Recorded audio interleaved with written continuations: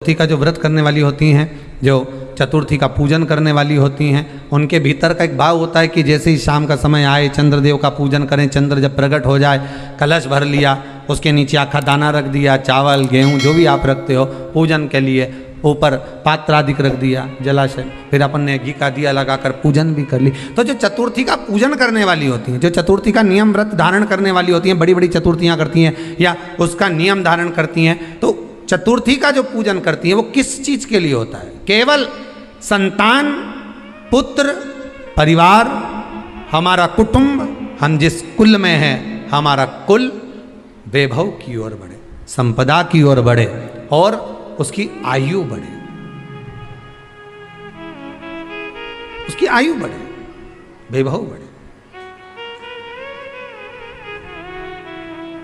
बहुत ध्यान दीजिएगा महाराज, चतुर्थी की पूजन में जो आप आखा दाना रखते हो, गेहूँ वगैरह कुछ भी जो भी रखते हो, उसकी बड़ी महत्वता होती है महाराज। यहाँ तक कहा गया है, चतुर्थी की कथा तो आप लोग पढ़ते होंगे, जो लोग पढ़ते हैं उनको मालूम होगा। चतुर्थी की कथा में लिखा है,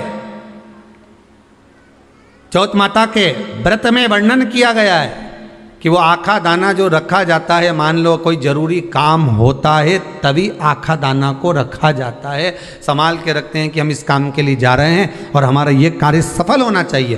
तो जिसने चतुर्थी का व्रत करा है, जिसने चंद्रदेव का पूजन करा, चतुर्थी का व्रत करा, वो गणेश जी से विनती करके वहाँ से 2-4 आखा दाना उठा ले, और जो व्यक्ति का काम अटक रहा है अपने ही घर का, पर दूसरे कुल को नहीं देना, अपने ही कुल के अंतर्गत जो काम अटक रहा है उसकी जेब में, उसके पल्लू में उस चीज़ को रख दिया जाए।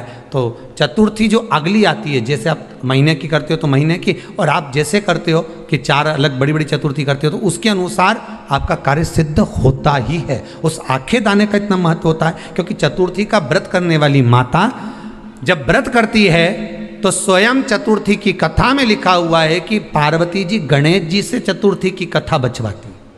चतुर्थी की कथा बाची किसने थी? स्वयं गणेश जी महाराज ने। और सुनी किसने थी?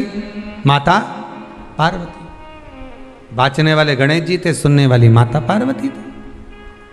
तो चतुर्थी की कथा जब होती है तो उसको स्वयं गणेश जी बाच रहे हैं, तो व्रत कौन सुन रही है? माता पार्वती। और आपने जो आखा दाना लिया वो गणेश जी के भाव से लिया, गणेश जी से निवेदन करके, विनय करके, प्रार्थना कर उसको प्राप्त किया।